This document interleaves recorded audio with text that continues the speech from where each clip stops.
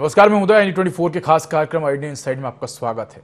बीमार अस्पताल, जी हाँ, प्रधानमंत्री नरेंद्र मोदी की योजना प्रधानमंत्री सुरक्षित मातृत्व अभियान के तहत मनिंदगढ़, चिरमिरी, भरतपुर जिले में मई में 865 गर्भवती महिलाओं की जांच की गई, जिनमें से 154 को उच्च जोखिम वाली श्रेणी में चिन्हित किया गया। वहीं अकेले मनिंदगढ़ ब्लॉक में 450 जांचों में 61 महिलाएं हाई रिस्क पर पाई गई। बता दें कि मनिंदगढ़ सामुदायिक स्वास्थ्य केंद्र में तैनात एकमात्र महिला विशेषज्ञ डॉक्टर रश्मि कुमार लंबे समय से छुट्टी पर हैं, जिससे प्रसव के समय जटिल मामलों में महिलाओं को अन्य जिलों में रेफर करना पड़ रहा है। अब ऐसे में सवाल उठता है कि जब विशेषज्ञ ही उपलब्ध नहीं है तो प्रधानमंत्री की मातृ सुरक्षा योजना कैसे सफल होगी। तो मातृत्व सुरक्षा योजना को लेकर अब सवाल खड़े हो रहे हैं। बता दें कि महिलाओं को दूसरे जिलों के अस्पतालों में ट्रांसफर करना पड़ रहा है। बता दें कि एक ही महिला विशेषज्ञ डॉक्टर रश्मि कुमार लंबे समय से छुट्टी पर हैं, जिससे प्रसव के समय जटिल मामलों में महिलाओं को अन्य जिलों में रेफर करना पड़ रहा है। और अब ऐसे में सवाल उठता है कि जब विशेषज्ञ ही उपलब्ध नहीं है तो प्रधानमंत्री की मातृत्व सुरक्षा योजना कैसे सफल होगी। तो अस्पताल में लंबे समय से अव्यवस्थाएं पसरी हुई हैं। अस्पताल के जो तमाम कर्मचारी हैं, जो लोग हैं, वो धरने पर बैठे हुए हैं। क्या कुछ कहना है जिम्मेदारों का, आइए आपको सुनवाते हैं। आता हूँ दवाई के लिए, अपनी सुविधा के लिए, तो यहाँ कभी डॉक्टर नहीं मिलते हैं और कभी दवाई भी नहीं मिलती है, तो जिससे मुझे परेशानी का सामना करना पड़ता है और बार बार हॉस्पिटल के चक्कर काटना पड़ता है। समय में भी डॉक्टर साहब गुम रहते, नहीं मिलते हैं, और मॉर्निंग में भी कभी कभी आओ तो डॉक्टर साहब लापता रहते हैं। यहाँ पे पिछले 1-2 वर्षों में हम लोग अस्पताल में जो काम करते हैं, देखते हैं कि जनता को चाहे रात में या दिन में स्वास्थ्य सुविधाएं समय पे मिल नहीं पा रही हैं। उसका मुख्य कारण है यहाँ पे लगातार चिकित्सकों की लापरवाही, जो सुबह की ड्यूटी में देर से आते हैं, जल्दी चले जाते हैं, शाम को कोई भी डॉक्टर ड्यूटी पे नहीं रहते हैं, रात में इमरजेंसी में कोई डॉक्टर ड्यूटी पे नहीं रहते। तो बड़ी विकट स्थिति हम लोग के सामने हो गई है कि आखिर ये डॉक्टर ड्यूटी करना क्यों नहीं चाहते। मंत्री जी के क्षेत्र के कर्मचारी आंदोलन कर रहे हैं, वो भी जनता को स्वास्थ्य सुविधा दिलाने के लिए। उनकी मांगे तो एक तरफ, आज नहीं तो कल पूरी होंगी, जनता को सुविधा मिले, इसके लिए आज हमको धरना प्रदर्शन करना पड़ रहा है। हम लोग जैसे नाइट ड्यूटी वगैरह करते हैं, नाइट ड्यूटी में जेंट्स स्टाफ की बहुत कमी रहती है। कभी कभी तो ऐसा होता है सिर्फ महिला कर्मचारी रहती है, ना गार्ड रहता है, ना वार्ड बॉय रहते हैं, दारू पी के आए हैं, वो हमसे लड़ाई झगड़ा कर रहे हैं। तो ये सब हम लोग की बहुत ज़रूरी मांगे हैं कि वार्ड बॉय, गार्ड हम लोग को अवेलेबल कराया जाए। हमारे यहाँ बहुत बड़ी समस्या है कर्मचारियों के साथ, क्योंकि रात हो या दिन हो कर्मचारी लोग यहाँ पे हमारे ड्यूटी करते हैं। खासकर महिलाओं के साथ ऐसा दुर्व्यवहार होता है जो पब्लिक आती ही करती है। कहीं डॉक्टर लोग ड्यूटी में नहीं रहते हैं, तो ये उसका असर कर्मचारियों के ऊपर पड़ता है, क्योंकि भड़कती हुई है जब ये पब्लिक तो इनके ऊपर भड़कती है। ये समस्याएं बनी हैं। 30 बेड का हॉस्पिटल को 60 और 70 बेड में चला रहे हैं 24 घंटा। कर्मचारी जो न होने के कारण कहाँ से चल पाएगा सर। देखिए, हम लोग 2-3 बार उच्च अधिकारियों से चर्चा किया इस संबंध में, लेकिन निराकरण नहीं हुआ।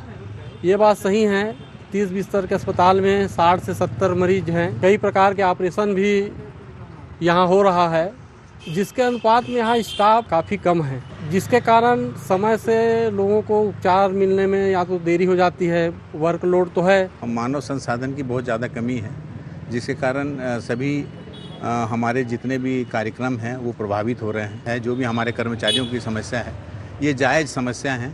जैसे मान के चलिए, समयमान वेतनमान अभी तक नहीं हो पाया, अवकाश स्वीकृति का नहीं हो पाया, चिकित्सा व्यवस्था नहीं है, जीपीएफ की व्यवस्था नहीं हो पाई है। हम लोग का यही सब मांगे हैं कि जो भी हम कर्मचारियों का दिक्कत है उसको ये पूरा कर दें, ताकि हम भी अपने कार्य में अच्छे से दक्षता से कर सकें। प्रत्येक माह की 9 और 24 तारीख को हमारे जिले इन पूरे राज्य में भी ये अभियान चलाया जाता है। प्रधानमंत्री सुरक्षित मातृत्व अभियान कहते हैं इसको।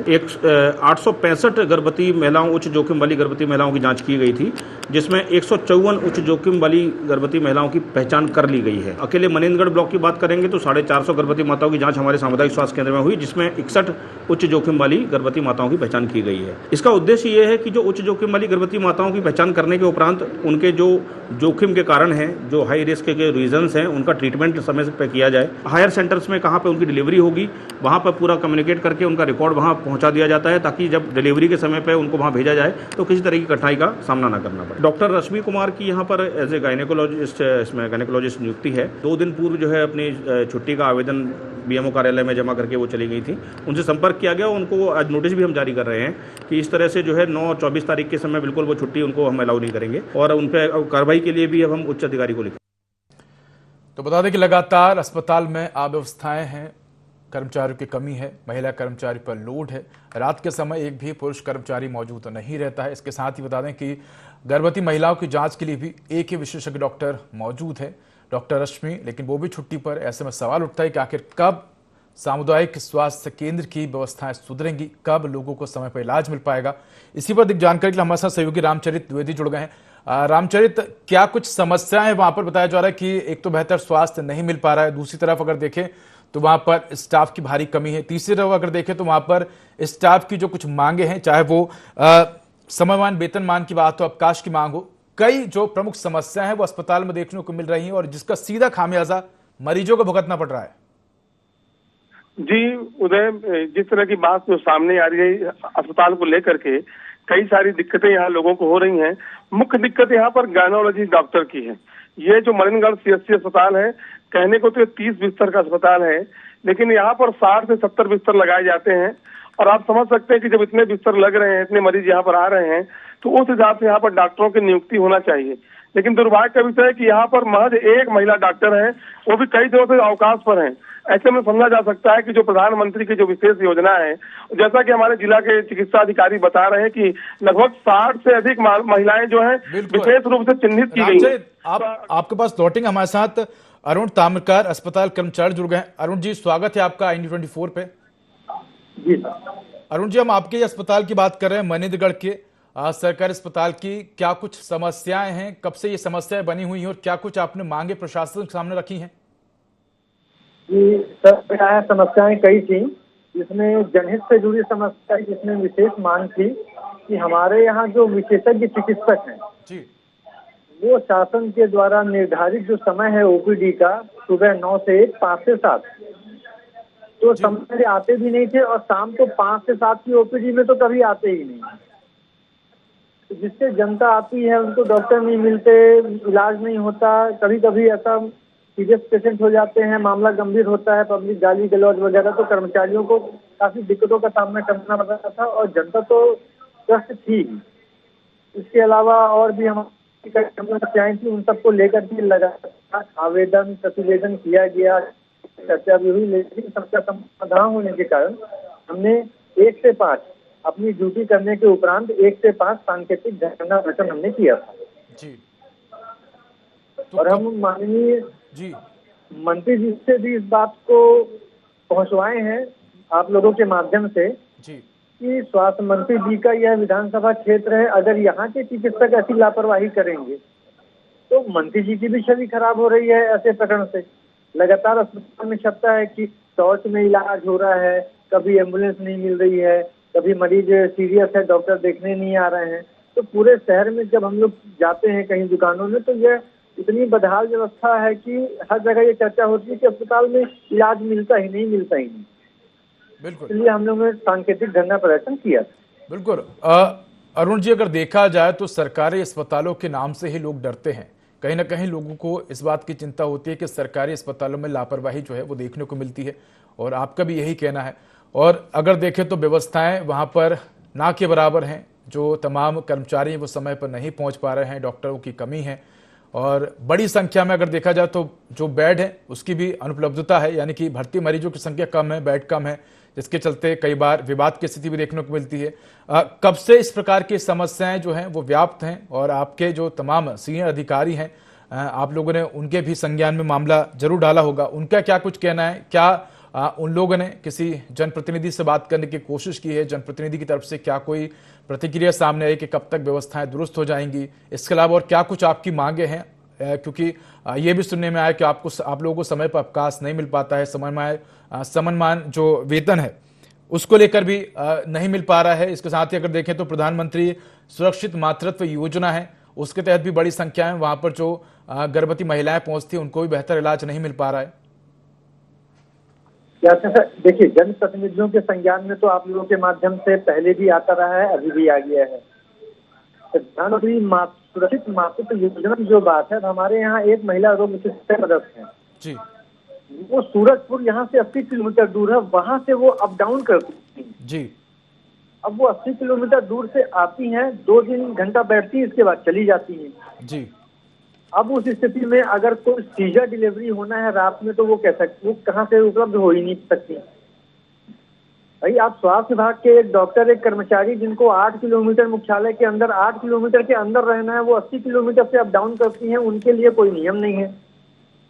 एक डॉक्टर है, वो अस्पताल की लैब रिपोर्ट को मानने तैयार नहीं, उनका कहना है कि मैं इसको नहीं मानूंगा, आप बाहर से जांच कराइए, बाहर से भी मेरे निजी क्लिनिक से जांच कराइए जी। तो ये एक तो बड़ी समस्या है। वो अभी महिला विशेषज्ञ 3 महीना एक कागज दे करके अवकाश पे चली गई। एक डॉक्टर है, वो 3-4 महीना अवकाश पे चले गए। हम लोग जब 15 दिन के लिए अवकाश मांगते हैं, कोई महिला कर्मचारी संतान पालन अवकाश मांगती है, 1 महीने का तो बोले 15 दिन का मिलेगा, 15 दिन का मांगती है तो बोले 8 दिन का मिलेगा। समयमान वेतनमान जिसमें हम लोग को 100-200 रुपए का फायदा होना है, वो 2 वर्ष से लंबित है, अभी तक उसका एरियस नहीं मिला है। कई कर्मचारियों का समयमान नहीं लगा है, 2 वर्ष हो चुका है, परीक्षा अवधि पूरी नहीं हुई है।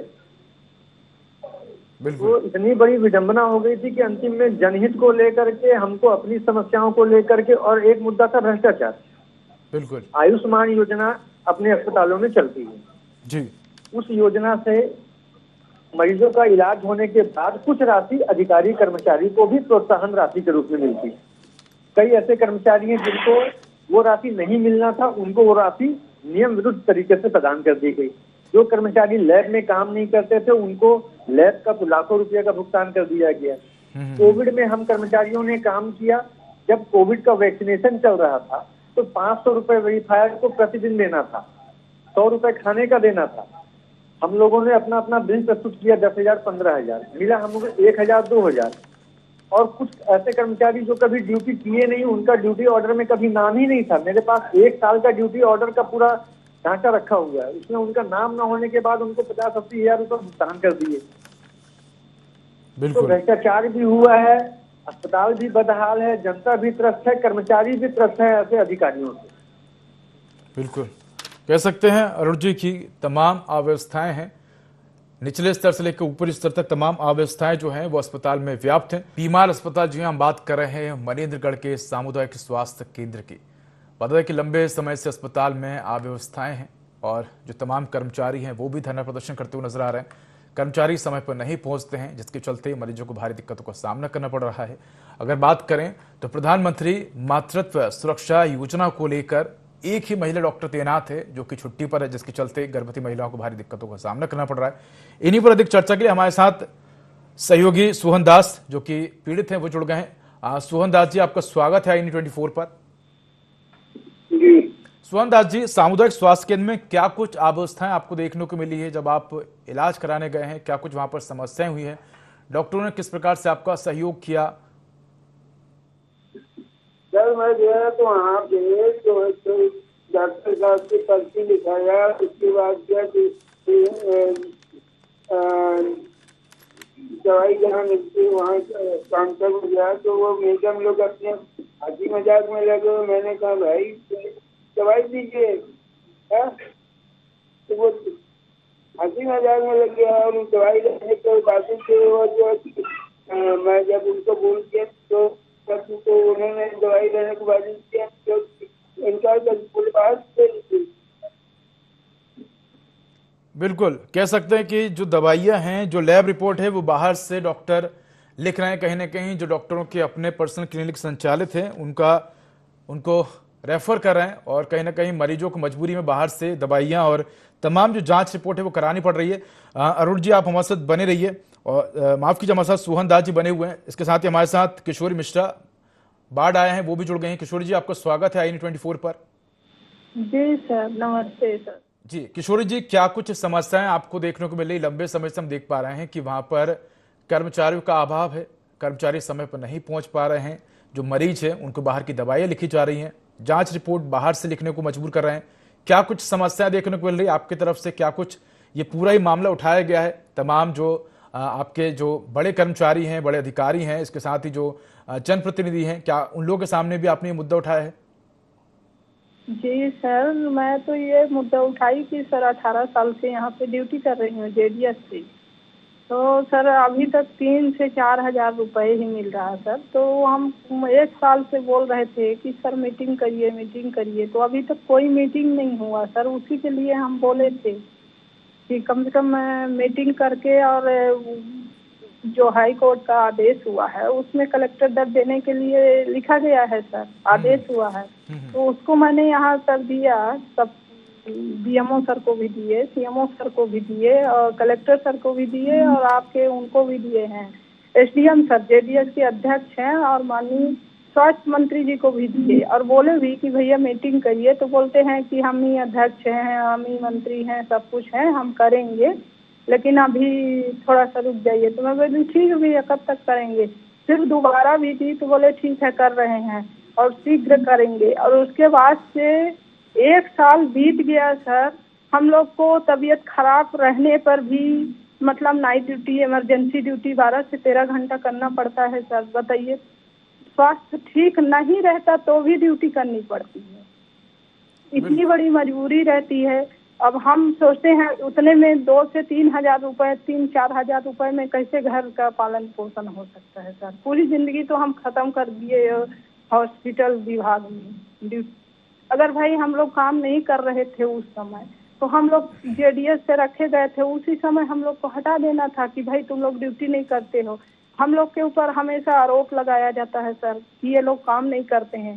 ठीक है भाई, हम लोग काम नहीं करते हैं तो हम लोग को नाइट ड्यूटी मत लगाइए। हम लोग को ओपीडी में, हमारा तो सर ओपीडी में ही ड्यूटी लगा था शुरू से। रोहन मैडम थी और वर्षा मैडम थी उस समय, तो वहीं पर हमारी ड्यूटी रहती थी सर। जी, और उसी के लिए हम मांग किए सर। बताइए, इतना हम लड़े। बिल्कुल मैं किशोरी जी आपको रोकना चाहूंगा, आप हमारे साथ जुड़े रहिए। हमारे साथ सोमेंद्र मंडल, अस्पताल प्रबंधक, जुड़ गए हैं। सोमेंद्र जी, स्वागत है आपका IND24 न्यूज पर। सर, आवाज आ रही है आपको? तो जिम्मेदार जो हैं वो जैसे ही सवाल सुनते हैं कि जनता से जुड़ा सवाल है, उनके ही अस्पताल का सवाल है, तो इसी तरह बचते हुए और भागते हुए नजर आते हैं।